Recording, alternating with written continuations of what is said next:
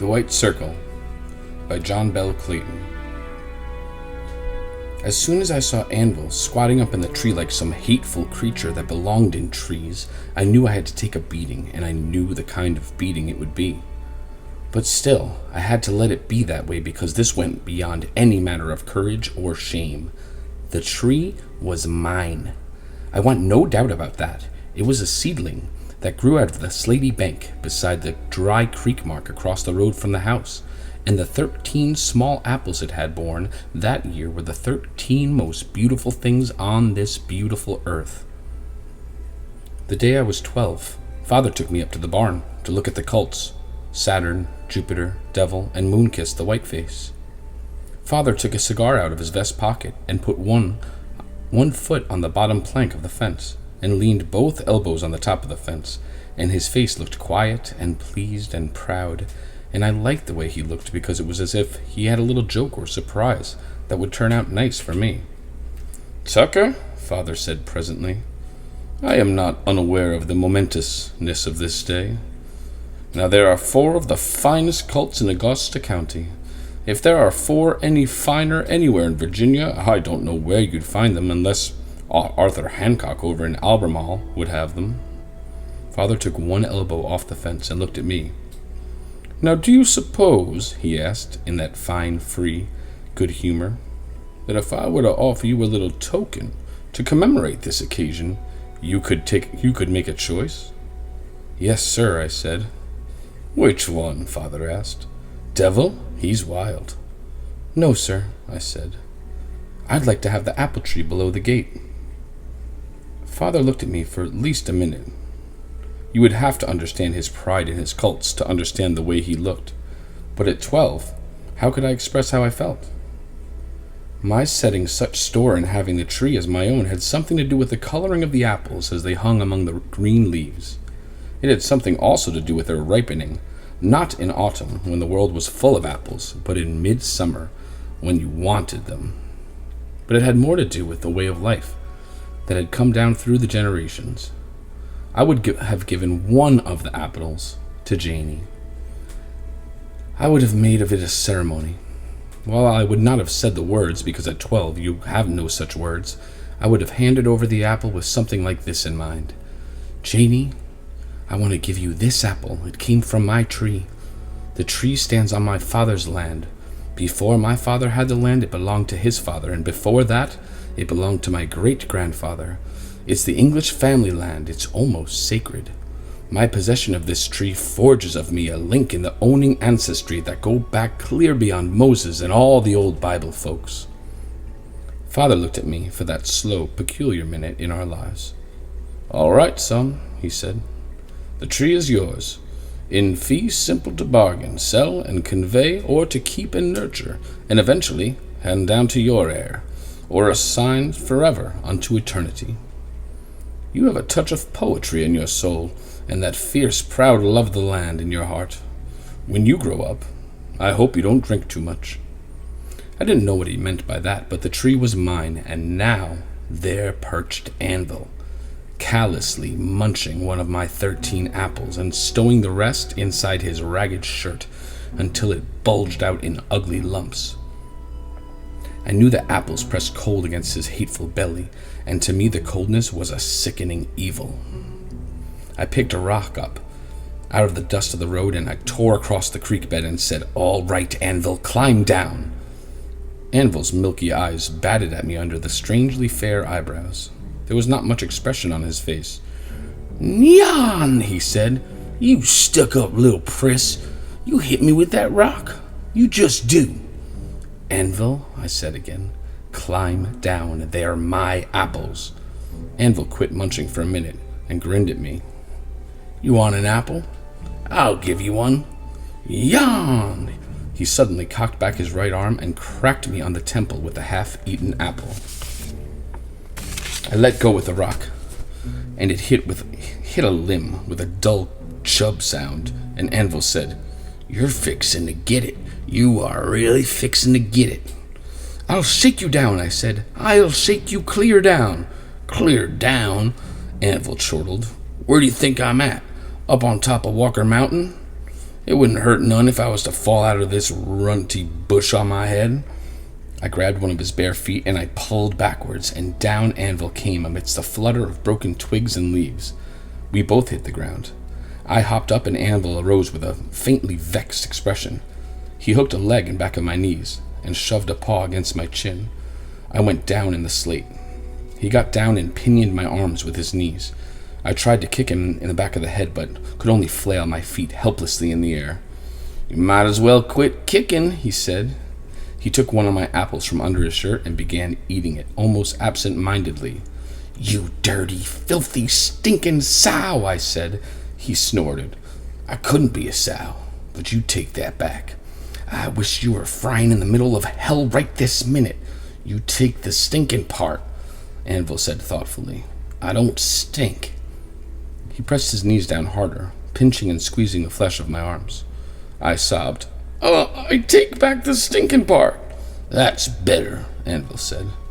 He ran a finger back into his jaw to dislodge a fragment of apple from his teeth. For a moment he examined the fragment, and then wiped it on my cheek. "I'm going to tell Father," I said desperately. "Father," Anvil said with falsetto mimicry. "Father, say old man."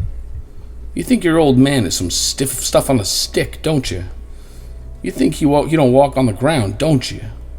You think you and your whole stuck-up family don't walk on the ground. Say old man." "Go to hell." "Shut up, you blubbering. Say old man." "Old man, I wish you were dead."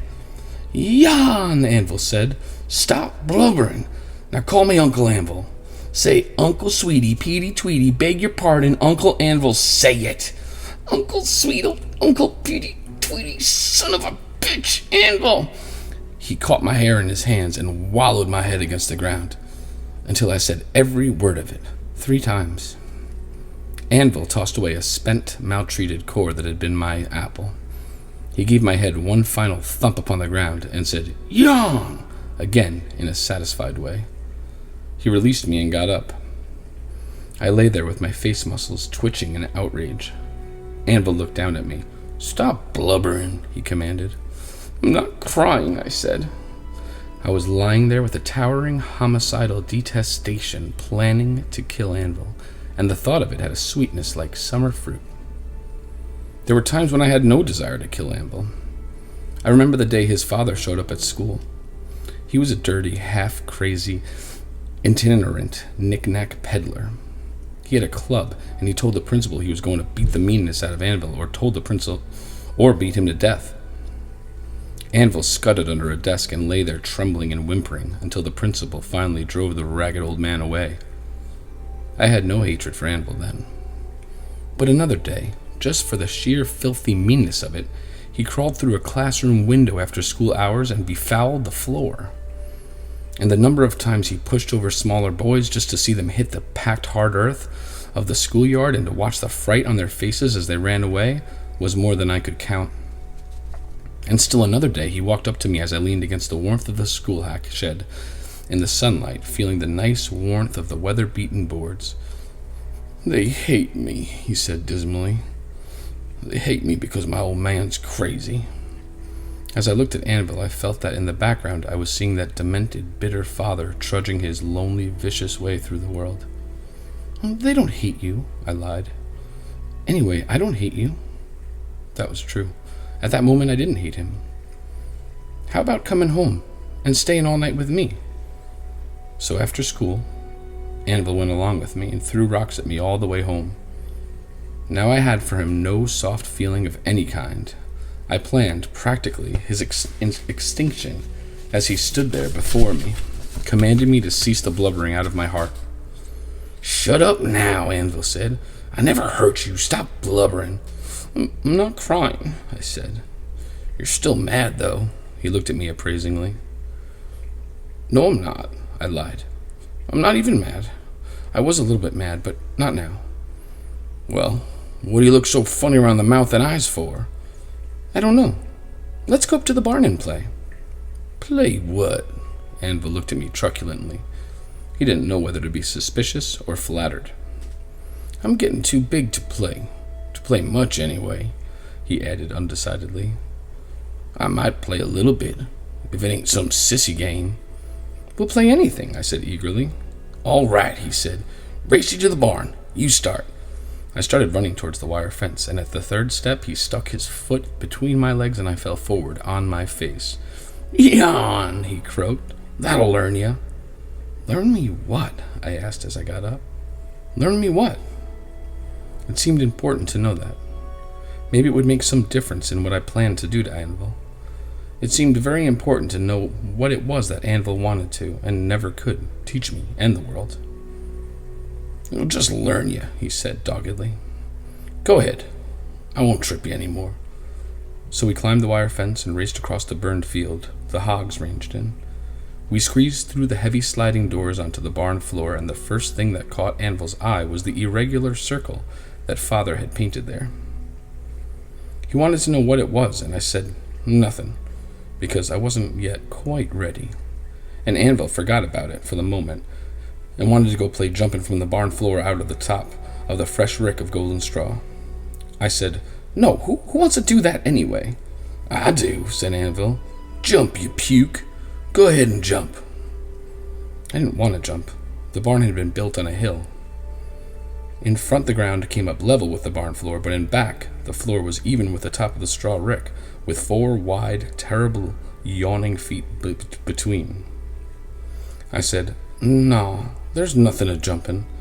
Oh, there ain't, huh? Said Anvil. Well, try it. He gave me a shove, and I went out into terrifying space. He leaped after and upon me, and we hit the pillowy side of the straw and rick and tumbled to the ground in a smothering slide.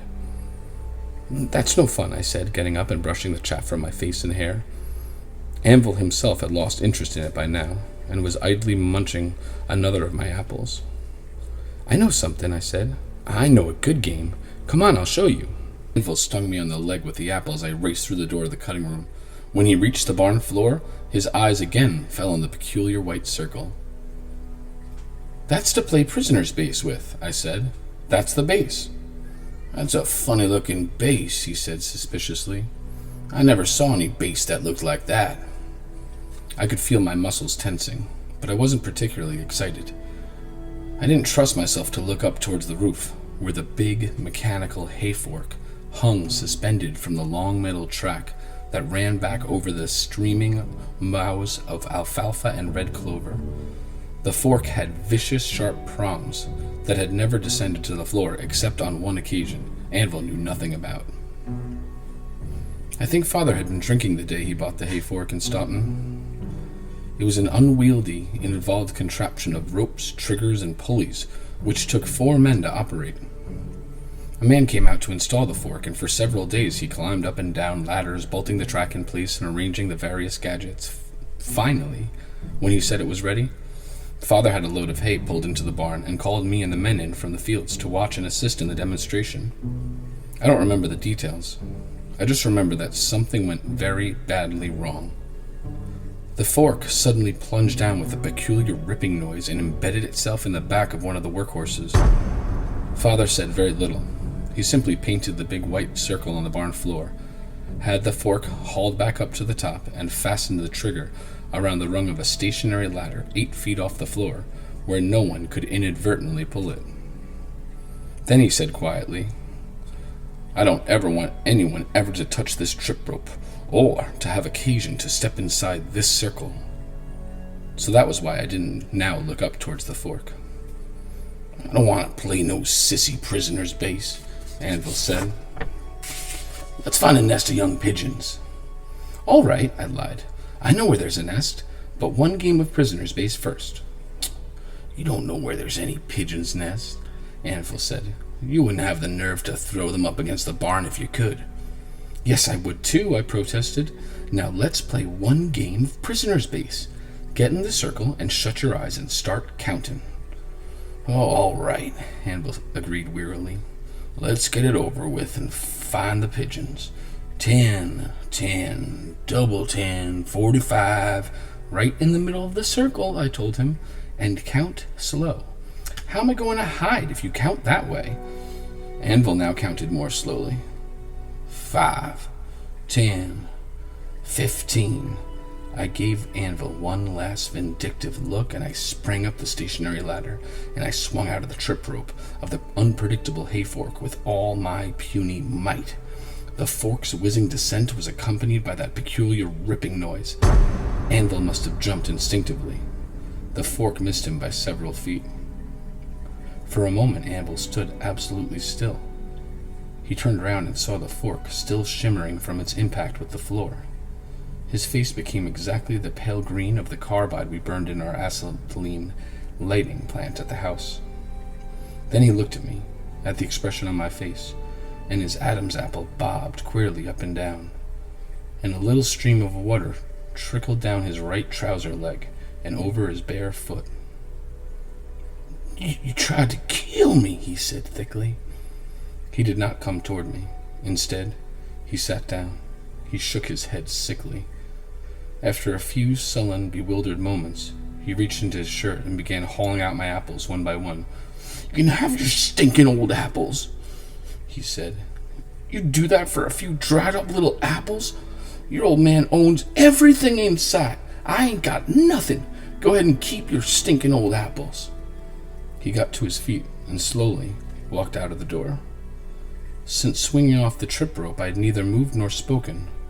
For a moment more, I stood motionless and voiceless, and then I ran over and grabbed up the 9 apples that were left and called, Anvil! Anvil! He continued across the field without even pausing. I yelled, Anvil, wait! I'll give them to you! Anvil climbed the fence without looking back and set off down the road towards the store. Every few steps, he kicked his wet trouser leg. 3 sparrows flew out of the door in a dusty, chattering spiral. Then there was only the image of the hayfork shimmering and terrible in the great and growing and accusing silence and emptiness of the barn.